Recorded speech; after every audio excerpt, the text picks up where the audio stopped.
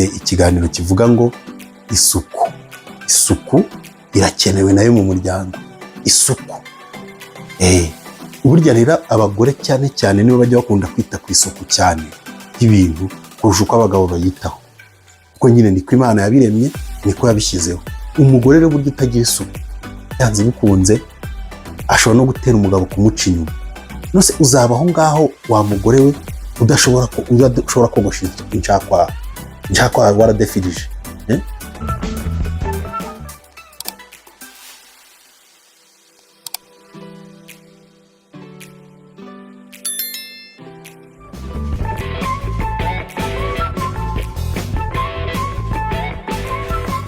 Uko ugenda mu nzira za nshakwa zizamo ibyuya, iyo zijemo ibyuya zihita zikereye umunuko.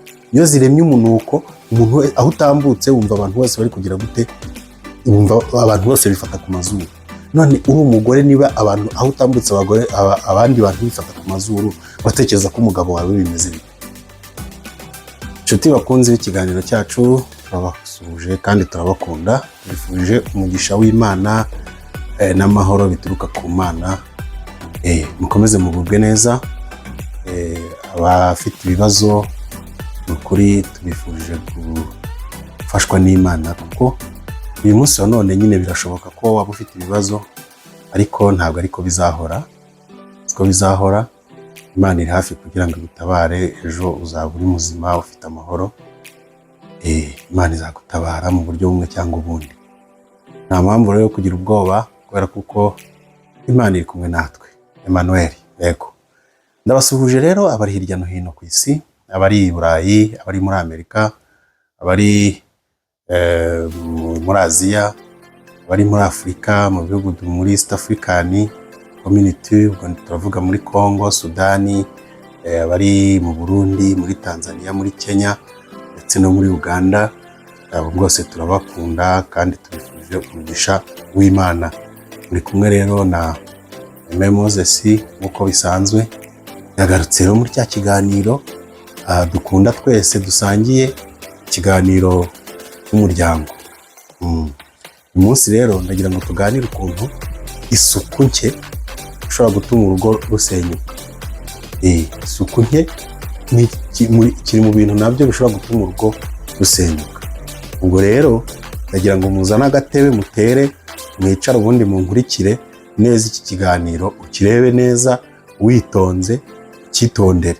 Nurangiza kukireba uhereze na mugenzi wawe akirebe, kubera ko ibintu turi kuganira ni ukuri birabafasha, ni ukuri bafitiye umumaro. Turamutse tubona ko bidafite umumaro ntabwo twaza kubikora, twahitamo ibindi, twakora ibindi, twavuga ku bindi. Ariko impamvu dukomeza kuvuga kuri ibi bintu nuko tuzi ko bigira umumaro. Hari abantu benshi byubaka, nubwo we bitakubaka ariko mugenzi wawe burya biramwubaka. Nubwo utaba interested kuri byo, ariko burya mugenzi wawe ari interested kuri byo. Niyo mpamvu rero ni byiza wowe uri interested kuri byo, urandika commentaire aho ngaho munsi, tubwire nyine ukuntu biri kugufasha, n'inyunganizi waduha nayo twayakira kandi wabugize neza. Kande rero subscribe, niba utarayikanda kande like, niba utarayikanda, kubera kuko subscribe like ubikanda rimwe gusa bikaba birabaye. Iyo ubishyizeho rimwe biba bibaye, iyo wongeye gukanda bwa kabiri uba uyikuyeho. Ubwo rero hari abantu nyine bakandaho inshuro nyinshi agakuraho n'ako yari yashyizeho, burya ntabwo ari byo. Niyo mpamvu rero tuba twifuza ko mudukurikira. Hari n'abandi nabo bareba video akayireba akanya gato agace, ubundi agahita akuraho. Ibyiza rero wakwitonda ukaza kuyireba neza witonze, ariko aba ari byiza kuyikurikira yose, nibwo umenya ikintu twabashije kuvuga, nibwo umenya sije twari turiho, nibwo umenya ikintu gifite umumaro twashatse kugira gute kuguhereza. Nicyo yaho rero inshuti bakunzi banjye, aho dufatanije nyine uyu murimo, namwe mukomeze muntere inkunga. Nimero yanjye yanditse aho munsi, mumpamagare tuvugane, mumpamagare mumpe inyunganizi, mumpamagare muntere inkunga, kuko iyi ni channel iri gutangira, iracyari ntoya, ikeneye kuzamuka. Ariko inkunga ya mbere utindi yose ngusabye niyo gukanda subscribe, like na comment. Uzaba uteye inkunga ikomeye cyane. n'izindi zose ndazemera, n'amafaranga iyo nimero iri muri momo, kanze n'akanyenyeri rwose nakwakira message ivuga ngo you're saved. You're saved. Ubwo rero waba ugize neza, kandi unampaye na kamera ewana nayakira rwose, ni nkagusabira umugisha. Ikintu cyose wampa kintera inkunga muri uru rugendo rwanjye, muri urugendo twatangiye ko kugira ngo dufashe imiryango kubaho neza, tugire imiryango y'igitegererezo, tugire imiryango izira amakimbirane, tugire imiryango izira amatiku, tugire imiryango izira amacakubiri, tugire imiryango izira umwiryane. Urumva ni urugendo nyine rutoroshye, ariko tuzarugenda dufatanije, njyewe namwe tuzarugenda kandi tuzabigeraho. Uyu munsi rero mfite ikiganiro kivuga ngo isuku irakenewe nayo mu muryango. Isuku burya hari abantu abanyarwanda nibo bakunda kuvuga ngo umugabo iyo afite umugore utagira isuku, iyo umugabo afite umugore utagira isuku, uramureba agenda mu muhanda ukamubona. Burya rero abagore cyane cyane nibo bajya bakunda kwita ku isuku cyane y'ibintu kurusha uko abagabo bayitaho, kuko nyine niko Imana yabiremye, niko yabishyizeho. Umugore rero burya utagira isuku, yanze bikunze ashobora no gutera umugabo kumuca inyuma. Nose uzabaho ngaho wa mugore we udashobora kogosha inshakwa waradefirije, inshakwa waradefirije wagira ngo ushyiramo amavuta kugira ngo zikure. Uko ugenda mu nzira za nshakwa zizamo ibyuya, iyo zijemo ibyuya zihita zikereye umunuko. Iyo ziremye umunuko, umuntu aho utambutse wumva abantu bose bari kugira gute, wumva abantu bose bifata ku mazuru. None uri umugore, niba abantu aho utambutse abandi bantu bifata ku mazuru, batekereza ko umugabo wawe bimeze bite? Hara hepfo ntuhogosha, kandi ibyo kuhogosha birahari, habaho amasizo, habaho na hair remover. Abantu bacuruza za hair remover wenda nta nubwo bampaye n'amafaranga mbamamarize, ariko hari amavuta urumva usigaho none ugahanagura neza ntibigutera ibiheri. Ayo bita za all clear, ayo bita za VT, ayo bita za ntuza za Moap. Urumva izo ni za hair remover ushobora gukoresha ugakora isuku neza, hari ahantu hakamera neza. None uzabana n'umugabo, umugore ubundi mu mabwiriza bavuga ko nihangane niba nibasiye abagore, ariko n'abagabo ndaza kubageraho. Umugore mu mabwiriza ubundi yagombye kuba karaba 2 ku munsi. Uzi impamvu agomba gukaraba 2 ku munsi?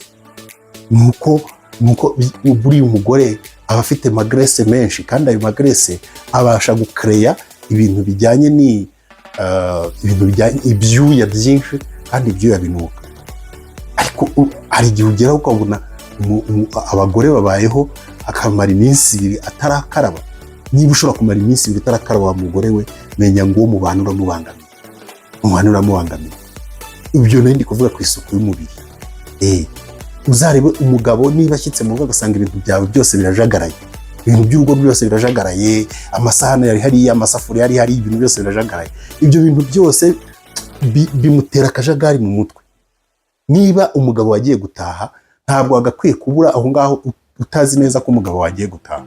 Niba umugabo wagiye gutaha, ugomba kumenya ko ibintu byose biri kuri gahunda, agashyika ibintu byose bigize gute, bimeze neza. Yewe n'ibyo kurya, niba atiriwe mu rugo, n'ibyo kurya agombye kubitegura, agashyika mu rugo asanga ibyo kurya wabiteguye. Ariko ibyo kurya birahari, ariko noneho ntabwo wabiteguye, kandi aratashye, uri guteka ibyo kurya ntibyabuze mu rugo. Ariko menya ngo niba uri no gutegura n'ibyo kurya, ugomba no kugira isuku. Ugomba kugira isuku. Buriya isuku ni ikintu cy'ingenzi mu buzima. Ni ikintu cy'ingenzi mu buzima gituma urugo rumera neza, gituma umuryango umera neza. Ya mabwiriza y'isuku nayo mugomba kubiyubaha.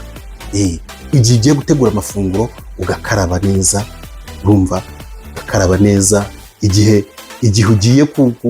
uvuye kuri toilette ugakaraba neza. Donc ukubariza isuku. We mubyeyi rero, nuzaba ugira isuku, n'abana bazagukurikiza kubera ko uzaba ugira isuku. umukozi uzazana niwe uzamuha amabwiriza y'ukuntu agomba gukora isuku. Wa mudamu naza agasanga nawe nta suku ugira, wikwiriye gushakira umukozi w'isuku kandi nawe ubwawe ntayo ugira gute, ntayo ugira. Nuza mushakiraho umukozi isuku we ntayo ugira gute, ni ukuvuga ngo nawe wagombye kubanza ukagira isuku kugira ngo n'umuntu wese ukurebera aho ngaho akwigireho. Wa mugabo we rero, wa mugabo we ubayeho utoga, ukamara iminsi 3 utoga. Umuntu wese umaze iminsi 3 atoga aranuka. Niho wamudu ushobora gutambuka ukibaza niba uyu muntu aba mu bantu bikagucanga. Abantu bose bakifata ku mazuru, uri umuntu w'umugabo. Noneho aho mujya kubyica mwajya abarundi bavuga ngo ni ukurangurura amabanga, sinzi ukuntu mu kirundi babivuga, mu kinyarwanda yo ni ngo ugutera akabariro. Ukajya gutera akabariro utabanje kubitegura neza, uri gutekereza ko urwo rugo uri kurwubaka cyangwa uri kurusenya. Niba uzi neza ko ugiye gukora uriya muhango wera Imana yashyizeho kugira ngo utubere umuhango wera, urumva, banza ugenda ukarabe, banza witunganye neza, mubikore mwamaze gukora isuku, mubanze mukora isuku, mutunganye neza imibiri yanyu. Abakera bo narabakundaga, iyo ukurikiye amateka y'abakera, abami, umwamikazi wajyaga guhura n'umwami bagiye gukora uriya muhango wera. Ni ukuvuga ngo umwami baramuteguraga n'umwamikazi bakamutegura, urumva, bakamutegura neza, urumva, akabrosa mu kanwa kugira ngo ataza guhura n'umugabo we anuka mu kanwa, urumva, bakamushyira utuntu duhumura, bakamutera imibavu mu kanwa kugira ngo aze nazajya asohora ijambo umugabo we, umwami abe yumva ari agahumuro keza. Ariko urahura umugore ntuborosa, urahura umugabo ntuborosa, umara igihe utaborosa amenyo, ngo ukeneye ko uzahura n'umugore wawe ngo akaguha agasomyi. Azakaguha gute koko wa mugabo? Azakaguha gute? Ariko akundi gushinyiriza akagira gutyo akajya kukaguha nyine bya bindi byambuza uko ngira, bya bindi kubera ko uri kumumukira mu kanwa, kumumukira mu kanwa. Yego ndabizi ko hari abafite ikibazo cyo kumuka mu kanwa barwaye iyo ndwara, ariko hari abanuka mu kanwa babifitemo uruhare. Hari korogati ziriho zishobora gutuma umuntu atanuka mu kanwa, atanukira abantu, atanukira cyane cyane uwo mubana, ubundi ntukwiye kumunukira, ahubwo ukwiye kumuhumurira neza mu kanwa, nawe bikamutera umurava wo kukwegera no kugukorera ibyo wifuza. Hari famiye nyinshi ziri gusenyuka kubera isuku nke mu rugo. None se mwebwe abagabo n'abagore, niba mudafite isuku ku mibiri yanyu, niba mudafite isuku aho muba, niba mudafite isuku aho murara, niba ese wa mugore we, niba utajya usasa, uzajya urenganya umwana wawe w'umukobwa ufite ngo ntasasa niba udasasa? Noneho hariho abantu rero batereka inzara, nakora isuku zitereka, ahubwo ngo bazomekaho inzara zikaba zigira hano. Wa mudamu utereka inzara zikagera hano ntago ashobora ntiyabasha gusasa, ahubwo burya ngo abafite akantu ngo mu cyumba kakuko kabaje n'igiti, ngo ariko akoresha ngo kugira ngo ajye atsindagira amashuka mu gitanda, ari gusasa, kuko aramutse atsindagiye asashe n'amaboko ye ngo za nzara zacika. Numvira nawe ubwo nyine mba ndabuye nyine abasore nyine bazajya gushaka, bagifite urugendo rwo gushaka abagore, kugira ngo muzajye mwitondera nyine icyo kintu, muzajye mwitondera icyo kintu. Umugabo burya azambara neza kubera ko umugore amwitaho, amurebera, akabona ko yambaye neza. Umugore azambara neza, azahaberwa kubera ko umugabo amwitaho, akamurebera, akavuga ati mudamu wanjye ukwiye kwambara neza mw'ubu buryo. Nabyo biri mu isuku, kandi isuku irakenewe mu ngo, isuku irakenewe mu muryango. Ziko isuku igituma umuntu atandukana na mugenzi we. Ntutekereza ko niba igihe cyose uzajya kubonana n'umugabo wawe umeze utitunganije, utiteguye, utakarabye, utekereza ko umugabo wawe bitazagera bikamurambira akaguca inyuma, akajya gushaka nyine abakoze isuku neza? None se wa mugabo uzaba aho ngaho udakora isuku ku mubiri wawe, unukira mu bana, bizarangira nyine umugore wawe atangiye kuguca inyuma agiye gushaka abakora isuku neza. ibyo bigendana n'abantu usanga banywa inzoga, basanga buri gihe ataha yaborewe, ashyika mu rugo, urumva afitika mu rugo yivundaguje, agahita aryama ku buriri n'intuza n'inkweto zose. Akomana yanjye abantu noneho kandi abana n'umuntu utanywa inzoga, wa muntu w'abana aba yaranagowe akabyaramo, agahita aryama ku buriri. Ibyo ntabwo bireba abagabo gusa, bireba n'abagore, kuko hari abagore nabo basinda gutyo. Ntabwo ari abagabo basinda gutyo gusa, n'abagore basigaye basinda gutyo. Mu muco wa kera rero nta n'umugore wasindaga gutyo, byabaga byemeye, niwe yakanywaga nyine, yanywaga mu rugero ku buryo ataza gusinda. Ariko ubu ngubu basigaye baborerwa nabo, basigaye baborerwa abagore. Nta suku iba mu gusinda rwose, ndabahakaniye, nta suku iba mu gusinda, kuko umuntu wasinze iyo ageze mu rugo ntanabasha no gutekereza ko agomba gufata amazi ngo agakarabe. Niyo mpamvu rero iyo tunywereye mwakagombye kuba mwishyira imbere cyane, uretse ko twebwe n'abarokore ntabwo twemera ko kunywa inzoga bikwiye, ntabwo tubyemera ko kunywa inzoga bikwiye. Niyo mpamvu rero ndabinginga kugira ngo ibyo mukora byose mukore isuku, mwikorere isuku ku mubiri yanyu, mukore isuku aho muba, mukore isuku aho murara, mukore isuku aho mukorera umuhango wera, mukore isuku ku kintu cyose bizatuma n'urukundo rwanyu rugira gute rwiyongera. Bakunze ikiganiro cyacu rero, uyu munsi ko twabategura ikiganiro mu muryango, nabwiye ko nzajya mbabwira ibintu byose mu muryango, nta kintu nzabasigariza, nzajya mbabwira ibintu byose ibijyanye n'umuryango, ikintu cyose gishobora gutuma umuryango utera imbere, gishobora gutuma umuryango uzira amakimbirane, ikintu gishobora gutuma umuryango ukomera, ikintu cyose nzakivuga kuri iyi channel. Ahubwo wowe utarakora subscribe, sinzi ikintu urindiriye, gerageza ihute vuba, abandi baragutanze kumenya ubu bumenyi mba ndi gutanga. Kandi ibi ngibi mba ndi kuvuga, hari abantu benshi baba bandabuye bakambwira ko ibintu nyine bibiriho. Hari abantu baba bandabuye akambwira ati ikintu kimeze gutya na gutya uzagikoreho ikiganiro, wenda abantu banyarwanda bacyumve, abantu bumva ururimi rw'ikinyarwanda bacyumve. N'abanyamahanga nabo barabyumva, hari abakora transaction mu rurimi rw'iwabo bakagira gute bakabyumva. Niyo mpamvu rero birakwiriye ko nawe utarakora subscribe wihute ukore subscribe, ukande like, umpe comment, ungaragarize ko tuba turi kumwe, tuba dufatanije, tuba tujyanye muri gahunda zacu zose, ibintu bizagenda neza, natwe tuzatera imbere, tuzakomera. Imana rero ikomeze umugisha, ikomeze ibashyigikire mu bintu byanyu, ikomeze ibyo mwerekejeho amaboko byose bibabere byiza, niko mbifurije, kandi mukomeze gukomera no kuba maso. Imana yo mu ijuru ibahe umugisha. Ciao ciao.